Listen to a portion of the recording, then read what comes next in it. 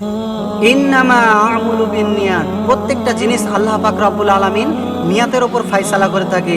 তাই আমি প্রত্যেকটা আমার ভাই ও বোনকে বলবো যে আপনি যেটা বলছেন, যেটা করছেন, সেটা খুব ভাবনা চিন্তা করে বলবেন, কারণ নিয়াতের উপরে আল্লাহ পাক ফয়সালা করে থাকেন। আপনার মুখ থেকে যেটা বেরোবে সেটাতে আল্লাহ ফয়সালা করবে, আপনার নিয়াত আল্লাহ জানেন।